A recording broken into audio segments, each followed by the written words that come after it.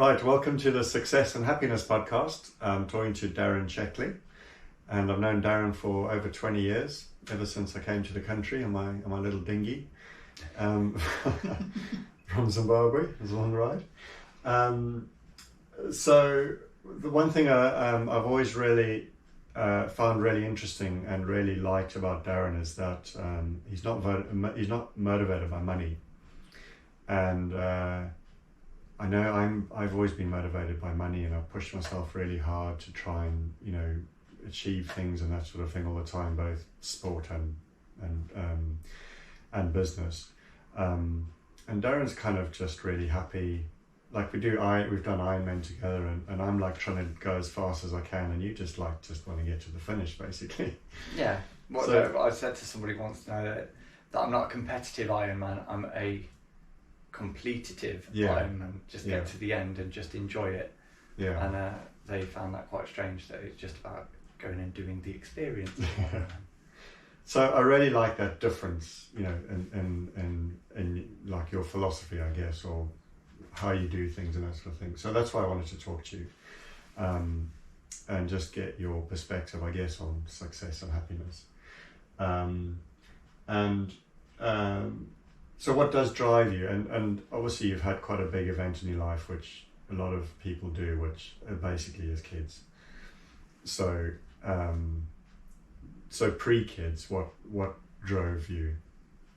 As I've just said, I asked Fran what drives me to try and work out whether that's the same thing that I thought, and our answers were sort of the same, in the sense that I'm just happy to be. So I'm not striving for something in the future. I sort of, to use the modern terms, I live in the now without much thought of the future, which drives some of my friends insane, because they're always thinking, especially at the age that we are, well, you need to have a pension, you need to have done this, you need to have that ready, you need to have these investments in place. And I'm like, well, they'll just all sort of work out. And I guess at the moment it has all just worked out. So my evidence for me is you don't have to have a drive to get somewhere, but it will all work out. And as long as you're happy, you're happy. You don't need a thing to be happy.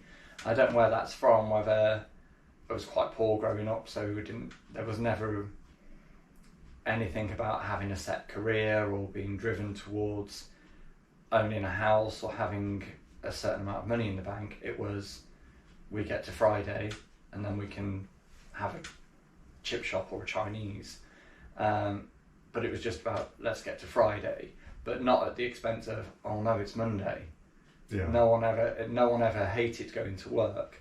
And my dad he was a lorry driver, then a coach driver, and my mum was a cleaner at the hospital, so they didn't have careers where they were aiming to go for. Did you ever think you weren't going to get to Friday? Like living only because of my chosen pursuits. But no, it was just at the weekend, and they could do the stuff that they wanted to do, which then essentially meant that I was given free rein to go and do whatever I wanted to do, which I guess is still part of what I do now. Yeah, it's interesting because there's two things in that. The first thing is about like the whole pension and that sort of thing, and that kind of, that worried me about you as well, because I was like, you kind of need to, you're working now and everything else, but then when that, when you can't work anymore, it's like, I'll always be able to work. And then the other thing I found really interesting is about living in the now, because I think like very few people live in the now. It's and for me, definitely when I was younger, everything was essentially on hold for the future. Like, I'm going to work really hard now. I'm going to work 90 hours. I'm going to sacrifice this and not do this and all the rest of it. And then one day will come eventually, and I'll be able to do all this stuff. And reality is one day never actually comes, and then you need to start doing the stuff. Yeah. Or you get to the day and your body doesn't do the stuff that you wanted it to be Well, able to do. that's the other thing. So yeah, that's something else I think we've seen, and especially in sport, is that I think the 40 to 45 age group is like the most competitive, because people have been working a long time, and then they've got enough money to buy a really nice bike, and they've got enough, and they've got a bit more time on their hands and that sort of thing. They've kind of reached that age, and they're going like, I'm going to do something for myself. I'm going to train and do an Ironman or cycling or whatever it happens to be. So that tends to be the most competitive age group, which is... And then they're at the bottom of a hill on a really expensive bike. Yeah. Because it's not about the bike. Or they're really overweight going, they got all the gear and no idea. Really overweight and their wheels are straining. Yeah. So living in the now is, that's a real kind of something that people need to strive for, I think. Yeah, but I think it's something that, I don't know, whatever colours of the spectrum I've got or concentration issues, it's something that I've never strived to do.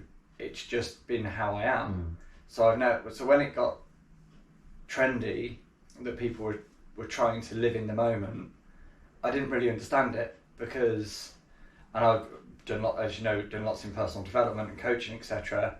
But I never really understood people that it was all of a sudden trendy to have a work-life balance when I've always worked to have a life. And but I guess the career that I've got as well gave me insights when I sort of finished my degree and started working in personal training, and I quite quickly got into corrective exercise and helping people overcome injuries that were preventing them doing the things that they wanted to do. And then the nature of the club that I worked at, I was working with quite wealthy people who had the resources to do stuff but didn't have the physicality to do stuff. So I don't know whether just my background in general helped with that, but then working with some of the clients that I've worked with over the years and seeing how they've had the outward signs of success but not been able to use the inward signs of success, like how your body's worked, and they've been in seriously poor health. I remember one guy who was very, very successful, but when we sat down and discussed what he wanted to be able to achieve, the cardio area of the gym was up a flight of stairs. He wanted to be able to get up the stairs in the same way that I did. That was his barometer for success. He just wanted to be able to run up the stairs without feeling like he was going to die. Where at that point he could get up the stairs in one go, but didn't feel good at the top. So he always seen it that I always used to be at the bottom and then bound my way up 2 or 3 stairs at a time. And it wasn't something that I'd ever considered as a goal worthy, because it was just what I did. And I think with that, outwardly he had a very successful business, but part of that was he was eating out with clients at lunch and in the evening drinking lots of wine. His body showed those signs of success. He truly wanted to be able to move freely. Was he unhappy then because of that? I think so. Back then I wasn't emotionally developed enough, I think, to discuss whether he was happy with who he was and how he was. But looking back with hindsight, I don't think so. I don't think he was particularly happy, because it was simple things that he wanted to be able to do. When he could get upstairs, it was always about easy life stuff rather than he could achieve anything he wanted in business, but he couldn't control. And that's very much like what this podcast is about, and very much like how I'm seeing stuff now is about that completeness of everything. So it's it's family, it's relationship with your partner, it's kids, it's your business, it's nature, it's all of that, and making that sort of making a complete person, really. Yeah. And I think that's, to me, that's what happiness is having all of that. Yeah, and having, I guess it depends where you put your sort of bar for happiness as well. Like if you think when I get to this weight, I'm going to be happy, or if I get to this salary, I'm going to be happy, or if I get to this, I'm going to be happy. You're not really understanding happiness. No. It's being, I guess, well, somebody, again, one of my very business-wise successful clients said that the thing he appreciated about me and my outlook the most was that I was content. Yeah. So whatever I've got, I'm happy with, and I like shiny, nice things. Do you think content is happiness? I think so, because then I'm not worried. I'm not unhappy if I have the same car for 10 years. And actually, I see it as quite a challenge that I'm seeing how many miles I can get on the car. Like the truck had nearly 300,000 miles before that went. My Golf previously had 222,222 before I was prepared to let it go, because I wanted to get. So I guess little challenges in my head that I set, rather than I need to have a brand new car to be happy or to look successful. I remember in my days as a head personal trainer, I had a collapsed Audi Gold. It was an amazing car that I think my sister gave me when she was changing her car, but it was, even back then, it was 20 years old, but it was a bit like a Pimpmobile, and it was while I was between cars. I was waiting to get what would have been considered an appropriate car, according to this guy. But one of the guys at the gym was like, "You're a head personal trainer, you should drive a better car than that." I was like, "But it's Audi Gold, and I look like a pimp. It's amazing." And it was just an old trash Audi 80, but it was fun to drive. And I wasn't worried about having my status in my role wasn't down to the material things that I had. You see, I've seen that sort of thing before when I was probably, a couple of years ago and obviously starting my business, and there was something about, let's say you're a consultant or something like that, or, like you say, gym manager, and you rock up to see a client. Now, you can either rock up in a really nice, expensive car, or you can rock up in some beaten old thing. And that gives an impression. So if you've got a beaten up old thing, then you're perceived as not successful. Yeah. If you're in a brand new Mercedes, then you're perceived as too successful. And basically he's like, well, I'm paying for that. That's where all the fees are going. So that's something I've come across in the past. It's how people perceive. Yeah, and it was his perception of what car I should drive to be a head personal trainer. And I did then get a Golf GTI, and as I said, it was an in-between car. And I was offered sponsorship cars where I could have had little sporty things, because I trained some sales directors of car companies. But it wasn't what I wanted. Then the main reason I did turn down a really nice car. I had it for a week because it didn't fit my bags in the boot. And that was so I didn't really, it would have been really cool and it would have been a free car, but it didn't fit my bag in the boot. So it wasn't something for me. What I find as well is that people, I find myself doing this, is that you judge people like that, going, oh, that's the car you have, or how they look, or how they dress, or whatever, until you get to know them. And when you know them, it doesn't matter. Yeah. It doesn't matter what they wear, it doesn't matter what car they drive, none of that matters, because now you know them as a person and you're not judging them based on Western ideas. Yeah, and definitely. And then it's this side of that is like sticking with cars. I've got some clients with amazing cars, and their preferred car isn't the one that you pick as the amazing car. The car they drive the most isn't the super sports car or the super luxury car. And that's across the board. I'm thinking of a particular client, but across the board, they all prefer their cars that just get them around. Yeah. And they do the things that they do. And looking at them, they've got the bits that make them successful aren't the cars. And turning up in a set car can give the right impression, but like you said, it can also give the wrong impression. Why are they doing that? And then I think it was probably Fran that made me realise as well, because I didn't take any time off in my early stage, because I didn't need to. I had weekends with my mates before I was dating Fran.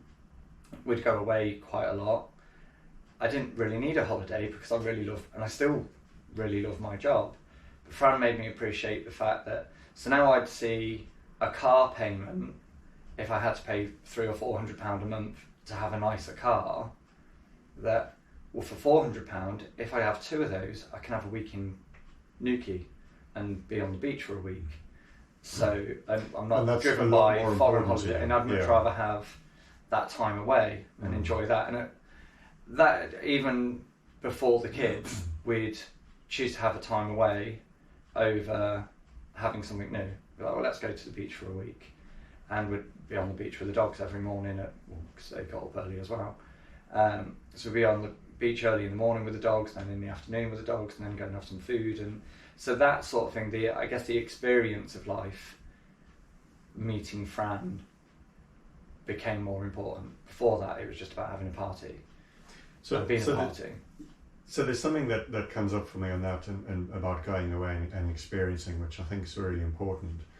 And this probably doesn't apply to you, but I think to a lot of people, they go away on an amazing holiday and they might spend a fortune on it, and they'll go away for a week or 2 weeks and, you know, everything's amazing, have the best time of their life, come back, and after a week, couldn't even tell you when they went on holiday. Yeah, and they're not appreciating the fact that they've been on this once in a lifetime experience. But I think that's you shouldn't have once in a lifetime experiences. If that's what you enjoy, find a way to make it work more often. But I'm quite happy having a week in Cornwall, getting fish and chips by the beach and just chilling out by the sea.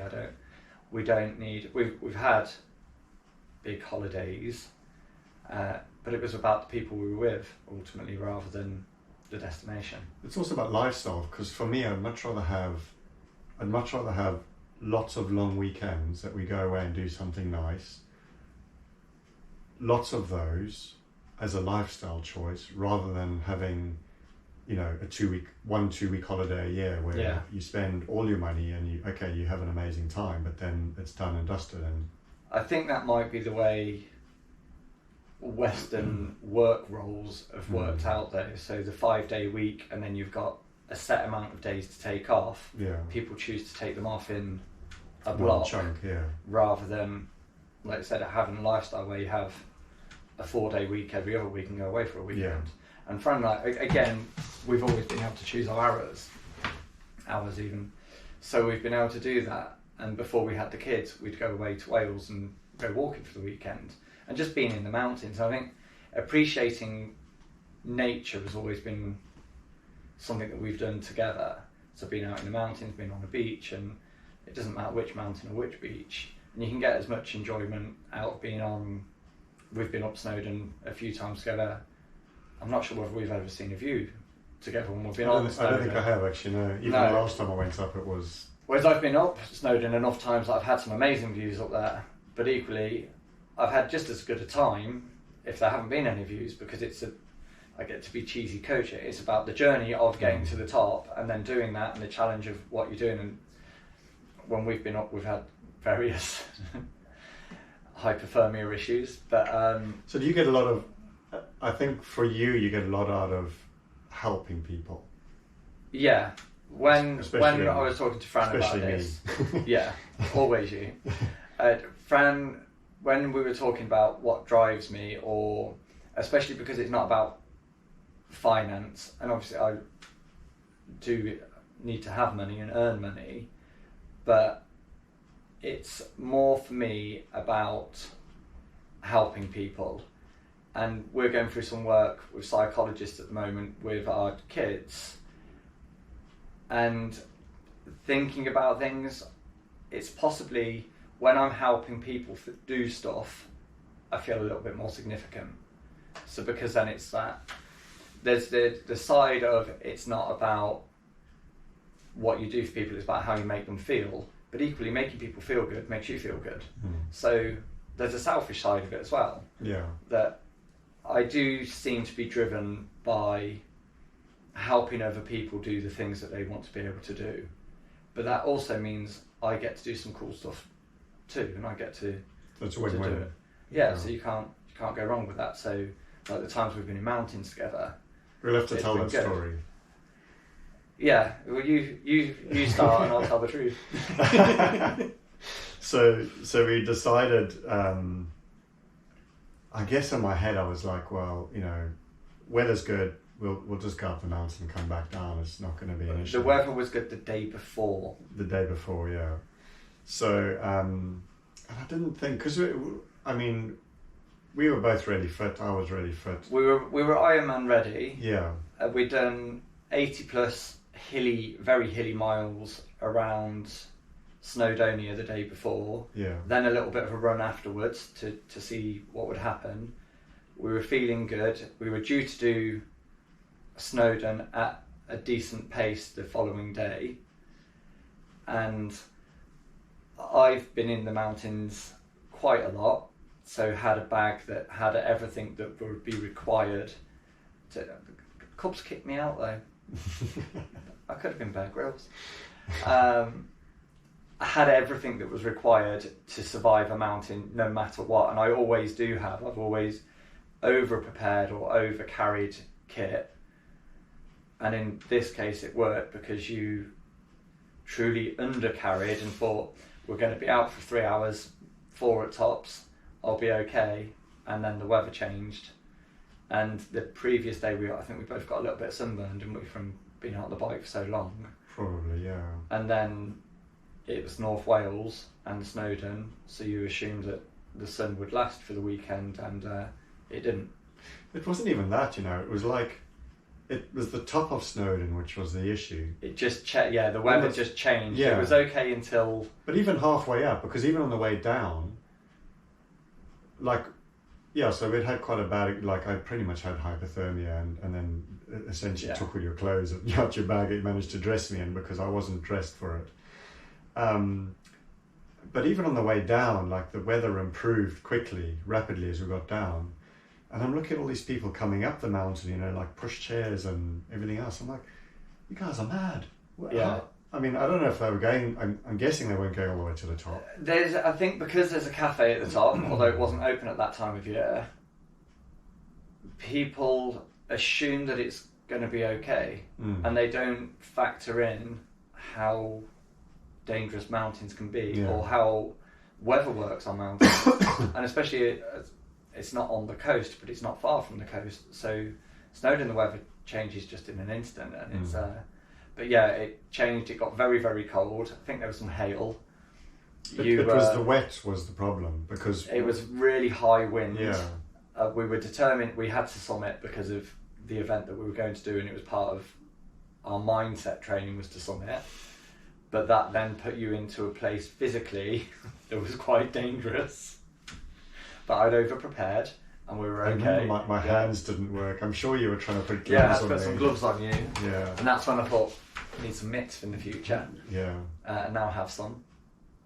I have now joined the over prepared club. Yeah. So yes.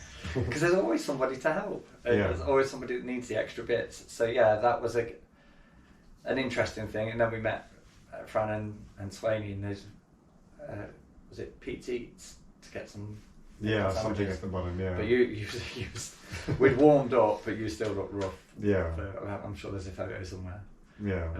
Of getting that, but I think helping people is always part of what I do from my classes with clients, etc., and there's always a part of that though that if I'm giving out, it's coming back. Even writing my blog posts, it's not from a business point of view.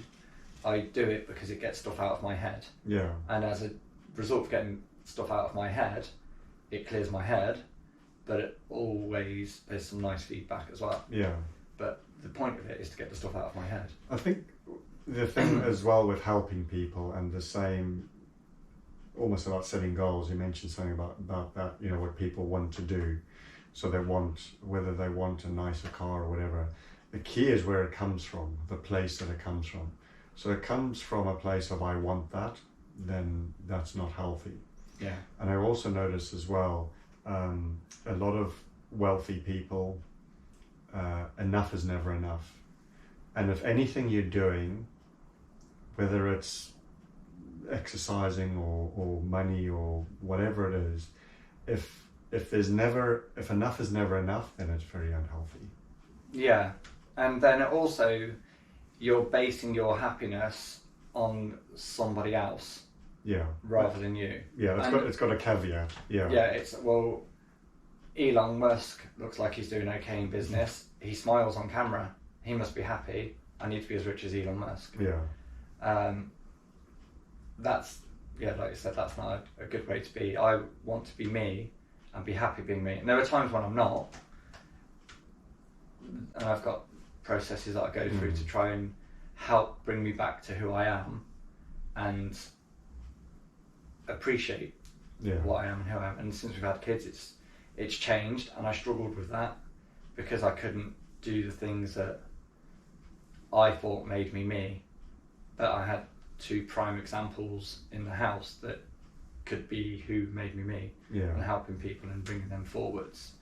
So if you're striving to be a version of somebody else, I think you're never really going to get there. And you're never going to reach that. And it's then because they're still striving to be more. Yeah.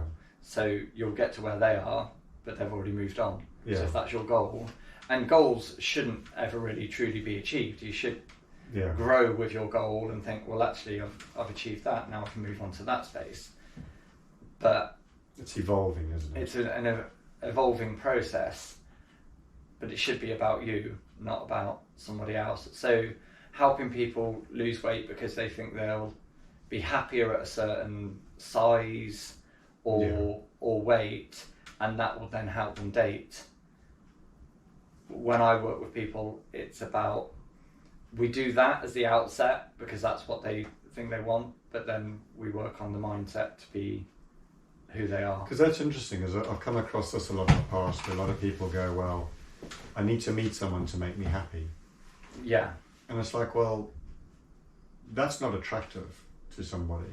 You need to be happy as you are and then meet someone halfway who's also happy, and then, then you can have a strong relationship. But if you meet someone and they're there to make you happy, like that's their role, that they don't actually know that's their role, but subconsciously that's what you put onto them.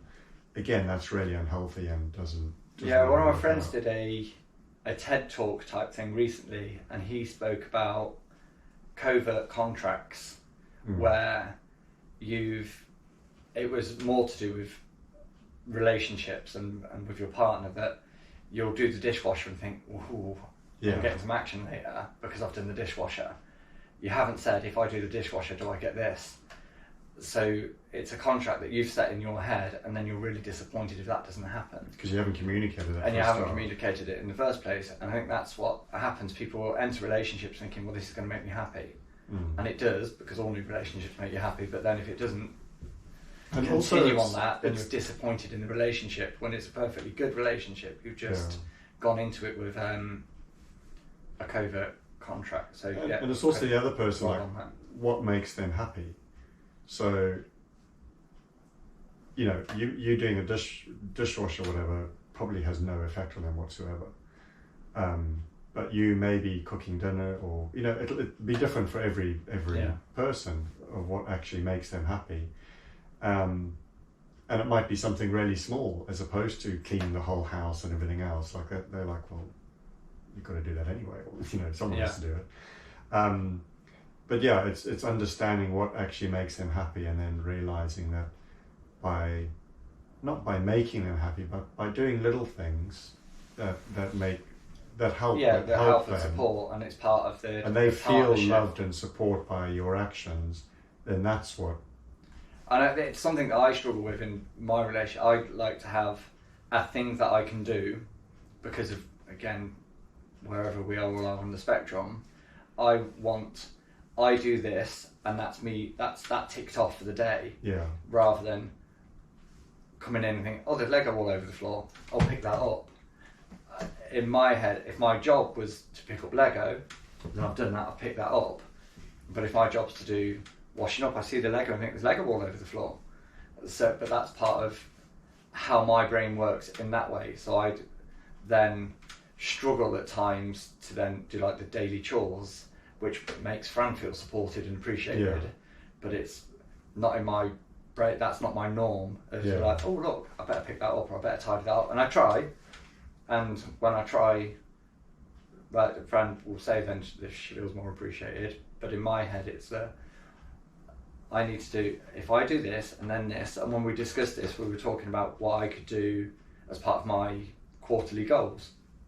And it was, so shall I take over the washing? Sure, well, that's not important. So you're very much do more the black washing. and white. Yeah, so the great, and she said, we could do the washing, but then, so I'd think, well, as long as the washing bin's empty, I'm doing well. But everything else could be a disaster. So that doesn't really work in the normal way of It's running. like walking into a burning building, changing the washing or whatever it is, and then walking out again. And I'm okay. There's nothing in the washing. So yeah, that's it. A thing that I struggle with to maintain sort of. So how's the relationship evolved then over the last? Because you've been together, what, 20? Yeah, just over 20 years. Yeah. So we'll be married 17 years in April. Fran would say that I've just carried on being me and getting on with stuff. And then, so going into what, I wasn't looking for someone to make me happy. I was happy, Fran, like you've just said, Fran was happy. I think we enhance each other, and that's what you should aim for in a relationship, that she allows me to do the stuff and provides the space for me to do the stuff that I want to do, which gives me my sort of sense of freedom. And then I feel it would be good if she then took some space herself. But with the kids, etc., although Fran feels like she gets the space that she needs at times, but then when she doesn't always communicate that. Yeah. So, and then I get told off.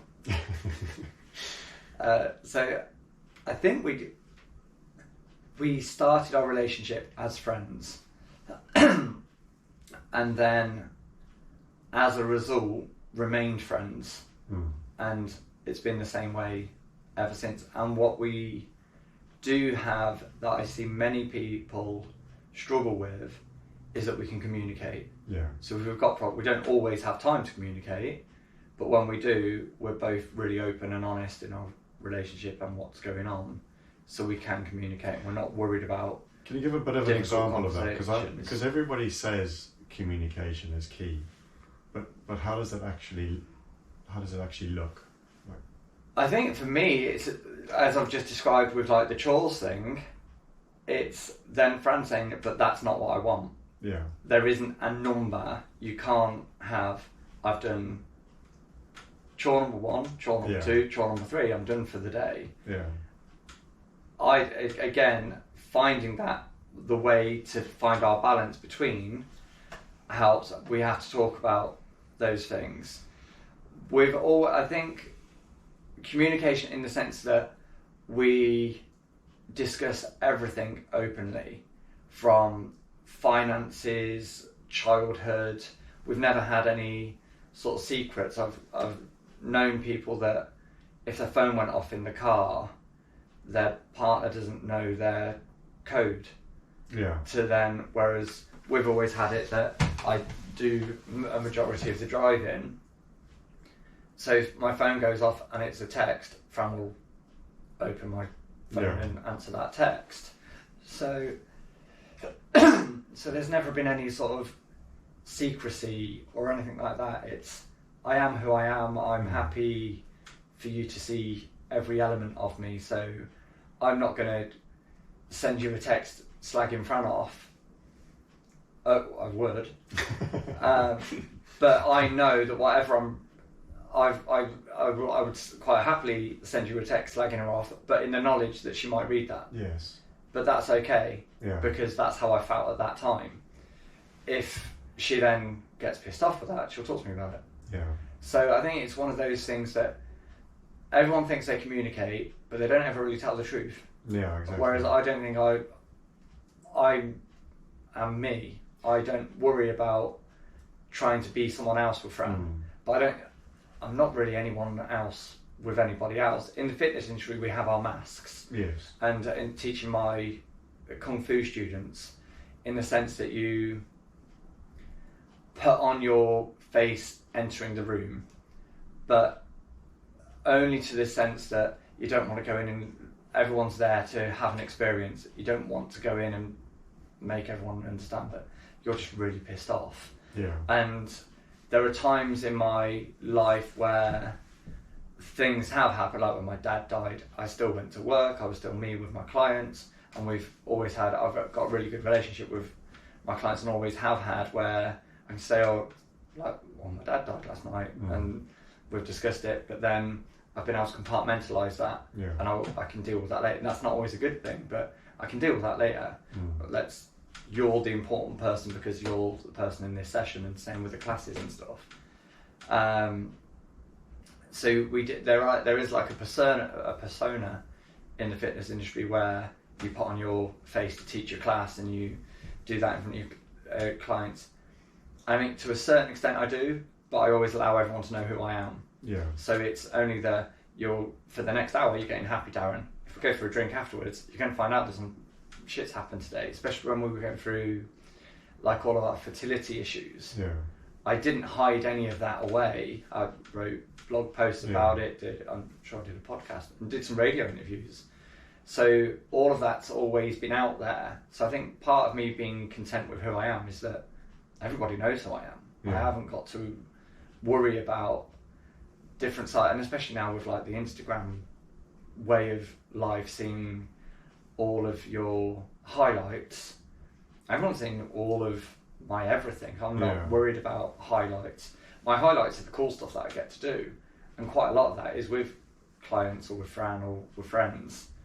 So, but part of that, I'm never going to hide away the bad bits. Yeah. And because they're not bad, they're just stuff that's happening. And I think that's really important, because I think there's a massive thing about when people, I guess you can call it trauma, and people just keep it all inside them. And there's a lot of stuff I've been looking at recently, how that affects your health, because you're trapping stuff inside you and you're not releasing it, and it's almost like someone dying and you're not actually grieving, you're just going, okay, I'll just put that away and I'll just carry on. I know you said that like maybe for an hour or so, but you're still dealing with it, and I think that has quite a dramatic effect on people's health long term, especially trauma from being kids and that sort of thing. I've seen it in like treating people for injuries where their emotional attachment to, say, a back pain because of how the back pain happened, or a head injury, that needs to be dealt with before we can deal with the physical side. Yeah. So they're not really going to get over a recurring neck injury because how that neck injury happened, they need to deal with. Yeah. And it's part of the guy that developed the therapy that I do. He describes it like the limbic system overpowers everything, because if you've got an emotional attachment to an injury, you're going to have a weakness there, and your body will hold on to that. And one of those things is about being a victim. So if you're a victim about something, then that's... Yeah, and not... A lot of the time, but not always, it's about that happened to me, but it's happened to me. My coach is going through a thing that... Move forward, that happened for me, and he's going through a phase of that type of thing. I'm not quite there yet. I've had as many injuries as you, or possibly more than you. I haven't really got attached to those injuries. They're just things that I've done while pursuing the things that I'm doing. Yeah. And maybe I'm just really shallow. I'm not content. Whatever shallow. Works. Yeah. Just happy being. Tell us a little bit about your background, because you've mentioned that, but I haven't really... I know we should have probably done that at the beginning, but... Yeah, so I've been in the fitness industry since 1996. I started the martial art that I train in and teach now in 1988. So I've done martial arts for a majority. I think I was 15 when I started. I'd done little bits and bobs prior to that. being in the martial arts world, we were doing competitive points fighting, and as a result of that, I wanted to be fitter, I wanted to be stronger, I wanted to be better on the mat. Talent only took me so far. Which one of my friends was doing a sports science degree, so I visited her quite often and would question then her friends who were doing sports science degrees regarding what I could do to be better, faster, what we could do as a club, how we could improve, to the extent that I ended up doing a sports science degree, and then went into the physiology, the biomechanics of everything, and really enjoyed that then. And again, I didn't strive to be a personal trainer or a fitness instructor, or while I was on my degree, I ended up doing a lifeguarding thing to get some money in. So I was lifeguarding for a little while. Then one of my friends, or one of our mutual friends, Alvin, said that a new gym was opening in Coventry and they needed lifeguards. So I went along and was a lifeguard over that summer, and then at weekends when I was finishing my degree off, and then came back, and I ended up being on the pool side when I came back from my degree, and they had a gym instructor role open, and my degree was in sports science, so it sort of made sense to go into there, and I was doing a bit of that and a bit of lifeguarding as well. But then I realised that I was helping the fitness trainers more than I was people, because I was actual clients. Improving knowledge on physiology, biomechanics. I wrote a manual on how to use all the gym equipment. One